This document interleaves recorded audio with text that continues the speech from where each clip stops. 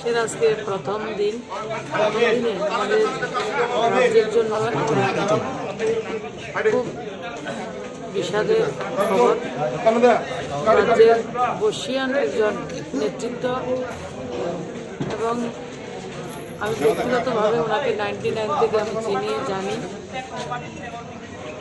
একজন দক্ষ প্রশাসক,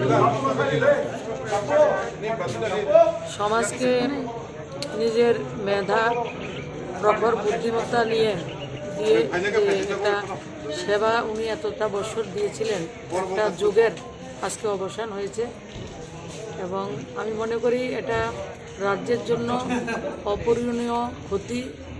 দল মত ধর্ম সব কিছুর ঊর্ধ্বে তিনি ছিলেন। একটা বিশেষ একটা ব্যক্তিত্ব, একটা ইনস্টিটিউশনের আজকে অবসান ঘটেছে। একটা রাজ্যের জন্য বিশাল ক্ষতি, আর ওনার পরিবারের জন্য তো ক্ষতি। ওনার যারা আত্মীয় পরিজনরা রয়েছেন সবাইকে, শুভাকাঙ্ক্ষী যারা রয়েছেন সবার প্রতি আমার সমবেদনা এবং ভগবানের কাছে প্রার্থনা করি, প্রভুর কাছে প্রার্থনা করি ওনার আত্মার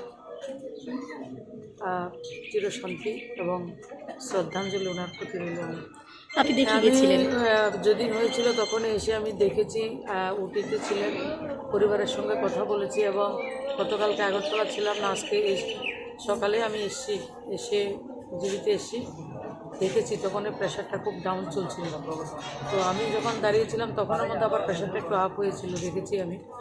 তো ডক্টরদের সঙ্গেও কথা চলছিল, কিন্তু শেষ লড়াইটা আরও দুবার উনি অসুস্থ হয়েছিলেন, লড়াইটা করে বেরিয়ে এসেছেন এবং যে লড়াইটা জিতেছিলেন এবং আমাদের রাজ্যের নাগরিকদের জন্য উনি কাজ করেছিলেন, কিন্তু লড়াইটা আমরা জিততে পারেনি। উনি লাস্ট লড়াইটা জিততে পারেননি। আজকে যেটা মৃত্যু আমাদের সবারই হবে, কিন্তু প্রত্যেকটা মৃত্যু আমাদেরকে দুঃখ দেয়।